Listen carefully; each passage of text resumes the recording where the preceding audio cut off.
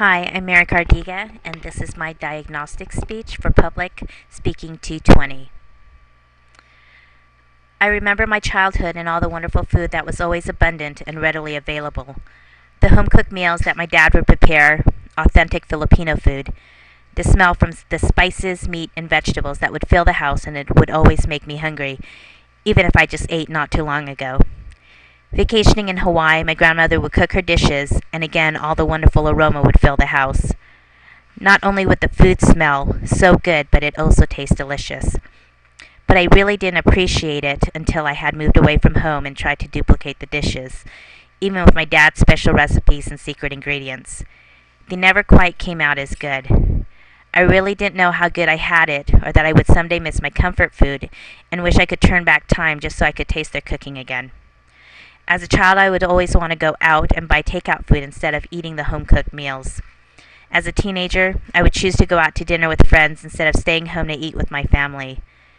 As an adult, there was always somewhere to go or something I had to do instead of taking the time to visit and have a relaxed conversation with my dad over dinner. Oh, I would go home for his cooking, but I always took it to go.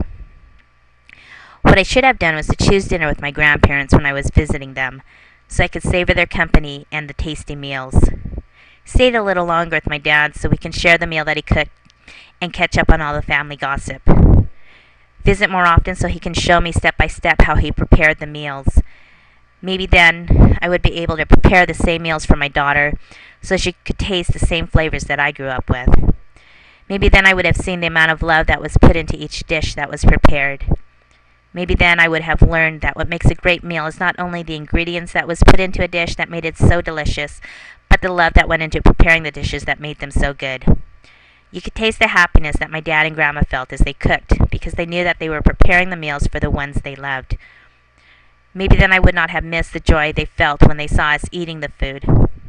If only I had the opportunity to live my life again, I would take the time to spend with them. I would choose meals with my family instead of going out. I would take the time to learn how to put love into my dishes. Lesson I learned is that although we may have an abundance of something, it will not always be there. I should have taken the time to appreciate the good things in life.